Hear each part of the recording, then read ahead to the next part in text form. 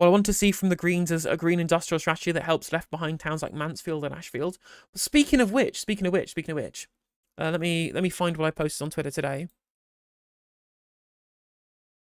So, friend of the show, Ewan Gibbs, right, was talking about the betrayal of the people in Grangemouth. And this is a crazy story. So, Chancellor Rachel Reeves met Jim Ratcliffe, the owner of INEOS, weeks before his company closed Grangemouth's oil refinery, making hundreds of workers redundant and threatening thousands of more jobs. She didn't even raise it. What's the point of her and her government? This should be very embarrassing for any government, let alone a Labour government which was elected promising no stone would be unturned and jobs would be saved. I hope that Energy Minister and Scottish Labour MP MG Shanks will be raising his concern publicly. Reporting from Andrew Learmonth, who overcame Treasury resistance to break this story. Last year, I interviewed Grangemouth workers and wrote a report with Ryoto Shibe for JTC Scotland. These skilled workers expected to be part of a transition to green manufacturing, but feel bitterly let down by their employers and their government. It is a very good read. This is a very good read about the issue of the just transition and the fact that people are getting left behind, essentially Thatcher style. This is a Thatcher style leaving behind of these communities, where in the information that Ewan Gibbs has in his interviews, the workers at Grangemouth don't want to work in the oil industry forever. They're happy for the oil industry to go away as long as they're given new training, new jobs, and a new community support network to be able to ensure that their community doesn't die when the jobs die.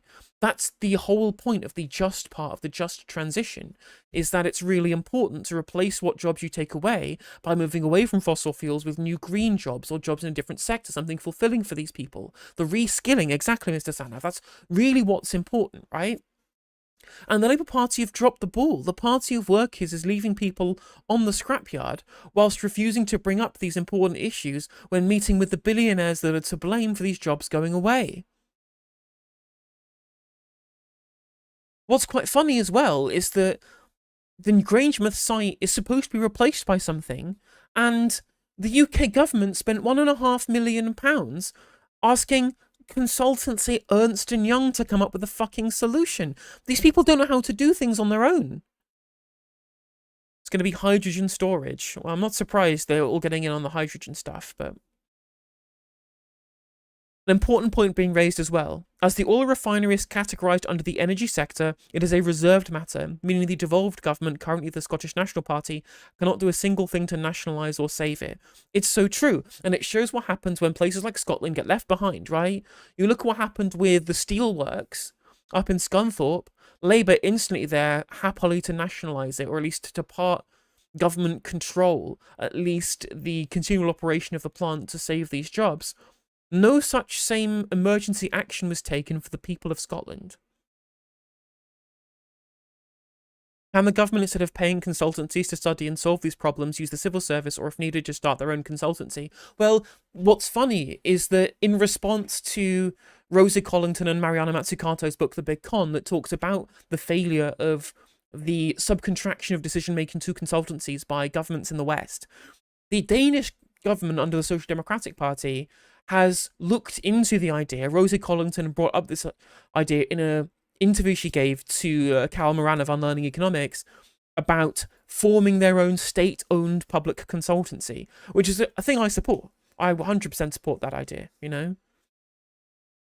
Rather than spaffing away loads of money for Deloitte or Ernst & Young or PricewaterhouseCoopers, we have an in-house consultancy team to be able to ensure that the government gets value for money, whilst the government still gets held accountable. Rather, as what is rightly being pointed out in chat, the desire to subcontract the stuff out to private companies, so that if shit goes wrong, if it all collapses, they can blame Ernst & Young, they can blame Deloitte, rather than having that come down on themselves as a government.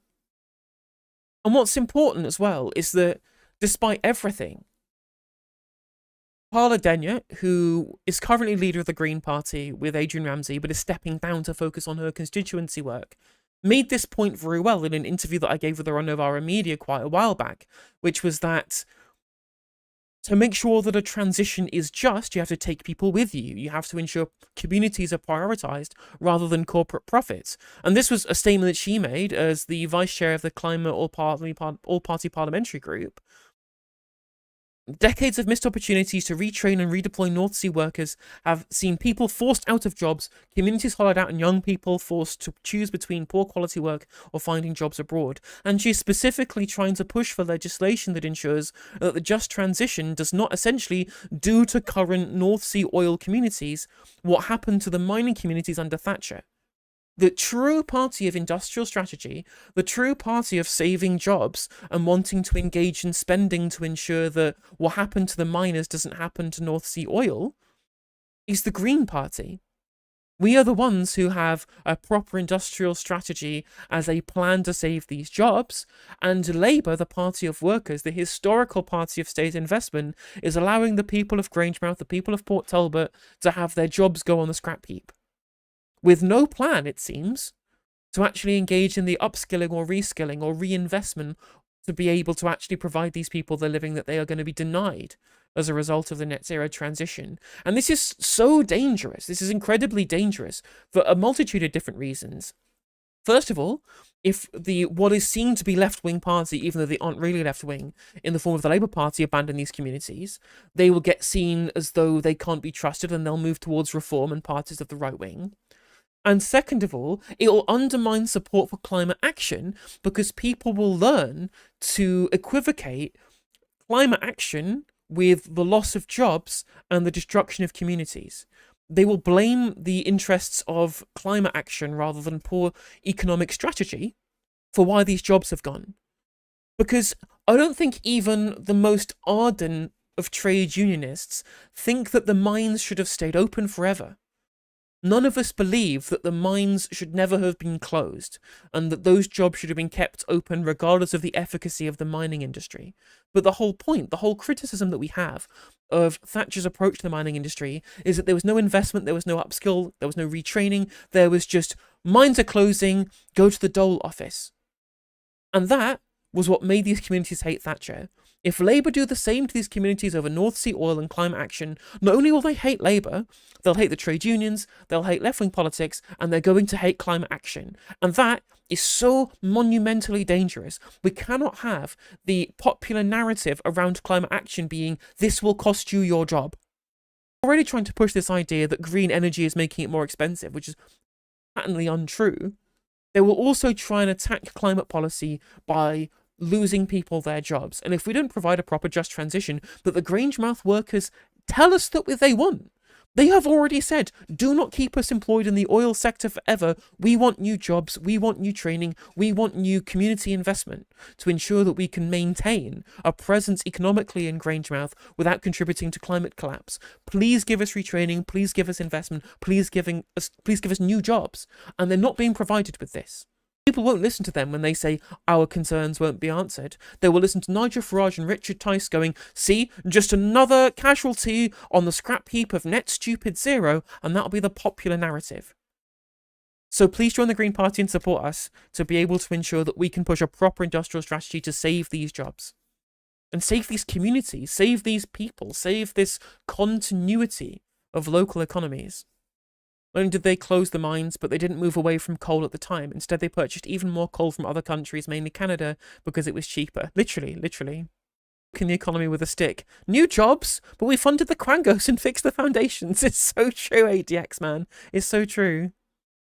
These engineers, intelligent, industrious people, it's such a waste of talent. Exactly. Although if Ian Dale's anything to go by, well, Thatcher created call centre jobs in these communities, and I'm sure we'll get plenty of data centre jobs for the people of Grangemouth from the AI slop companies that are funding wankers like Peter Kyle and Keir Starmer.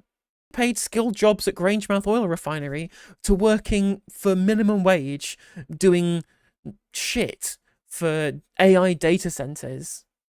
Great. Brilliant. Such a just transition, chat. The UK used to have one of the largest industrial knowledge bases in the entire world, and it was being destroyed instead of being utilised. I mean, it's just what's happening to America now. Some of the biggest academic bases in the world, especially on things like science and STEM, and that's being gutted by fucking bonkers theocratic Christian nationalists who think that science is the work of the devil. It is worth pointing out that Reform UK voters are the least likely to care about the environment, right? But they still in plurality terms do, right? So are you worried about climate change? 44% say somewhat or very worried, and only 35% say somewhat unworried or very unworried, right? So in terms of people actually giving an answer here, the plurality say they are at least worried in some description, you know? And a lot of people responded to Dale Vince's clip of mine by saying, no, Reform UK, we hate net zero, we hate climate change, we don't want to engage in your fucking nonsense, right? When in reality, we have one of the most climate conscious countries in the West right now, certainly more so than France, America, places like that. We're very, very climate conscious in this country, I guess because we get much better information than some other people do. And the idea people have in their heads of what a reform voter is the weirdo wingnut headbangers on Twitter. They look at the people who are going vote reform in their TikTok comments and assume that's what all Reform UK voters are like. When in reality, if you're polling at 30% in some polls, 31% in some, that vote share will not entirely be taken up by incredibly right-wing Reform UK wingnuts. And a lot of them is just going to be regular people with regular concerns who feel like they've been failed by the political establishment. They can be won back. And the people that you see on Twitter and on YouTube and on Instagram are not indicative of the entirety of Reform UK supporter base. And so it's very funny for Reform UK voters to go, we don't care about climate change, when the polls show that you do. You just are in a minority of the loud voices on social media. And again, it shows that the Reform UK rise is not inevitable. They just need to be given something alternative to vote for. And that means that we have to cut through to their interests. Living in an area that is prone to flash flooding, people around here talk and care a lot about climate change, if they don't realise. Yeah, like Richard Tice talking about engaging in fracking, when a bunch of the rural voters know that it's going to mean earthquakes in rural areas, right? Like, maintaining or using, like, shale gas as a way for providing power for what's going to mostly be used by urban areas doesn't look like the kind of self-preservation kind of politics that rural people in this country generally get behind. If rural people care about onshore wind, wait till they see the fracking sites. Yeah, exactly. People encouraged not to see climate change as a social justice issue, because most of us are going to suffer the consequence of maintaining the profit margins and dividends for the megacorps. It's so true, Dr. P. Feast, and it's really funny, right, about how a bunch of people on the right somehow seem to have decided that climate change is a bourgeois luxury issue for people who don't realise the full reality of what's going to happen, and that poor people and people in the global south, these people don't care about climate change. And when the reality is the opposite is true, most people in the global south really do care about climate change. Remember, Konstantin Kisin said it in his Oxford Union address, where he was like, well, people don't give a shit about saving the planet in poor areas. And I'm like, all the polling says the opposite, because it's people in the global south who are going to feel the worst effects. There are ground temperatures of 50 degrees in some areas of India during the summer months, right? Like, unlivable ground temperatures for some people.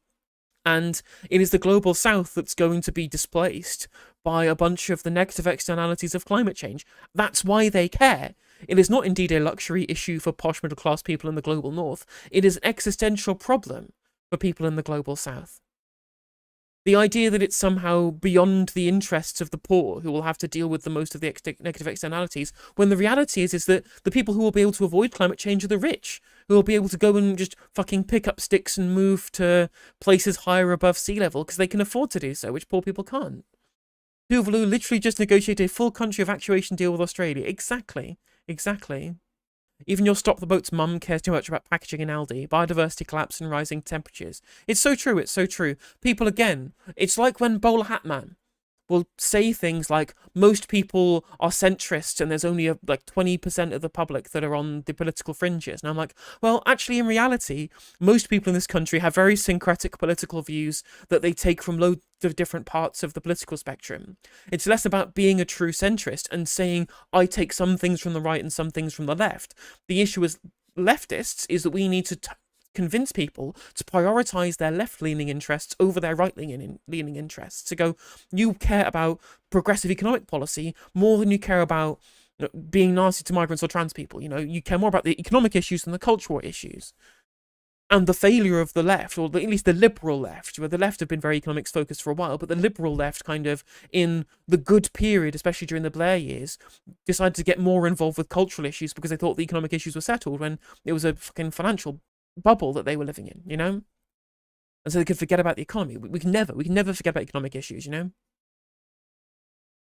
So this idea that you have to be politically neutral to appeal to centrists is nonsensical, because people who define themselves as centrists actually just have a variety of, or in some cases, quite extreme opinions in terms of where the Overton window is, you know, in terms of nationalisation. Like Nick Ferrari, a man who was definitely on the centre-right of politics, advocated fucking throwing the water bosses all in jail and got an applause on Question Time, right? Like, taking drastic actions to deal with the failures of private capital by, you know, essentially deciding to fucking throw people in jail, seemingly with very little due process.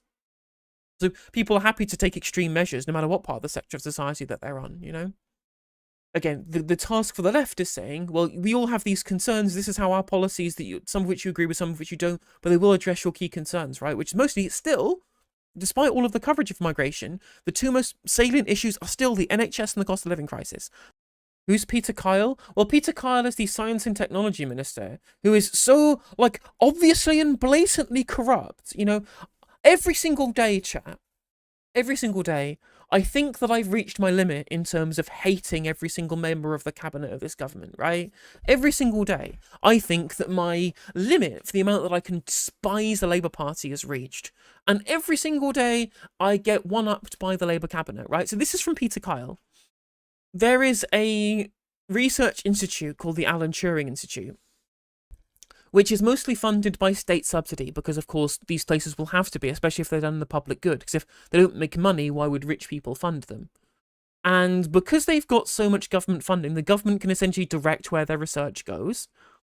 And this is Peter Kyle deliberately hamstringing what I can only describe as blackmailing, by saying we will cut your funding unless you do what we want you to do, forcing them to switch their efforts towards defence instead of societal benefit and safety. And those safety things that they were studying explicitly were about protecting us from the negative externalities of what could happen under artificial intelligence, you know?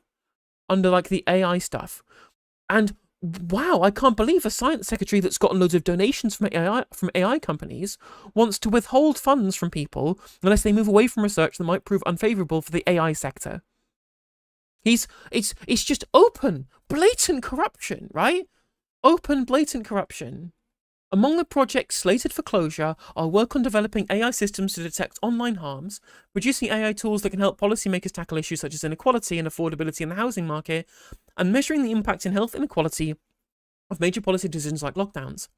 Other projects expected to close include an AI-based analysis of how the government and media interacts. A project looking at social bias in AI outcomes will also be dropped.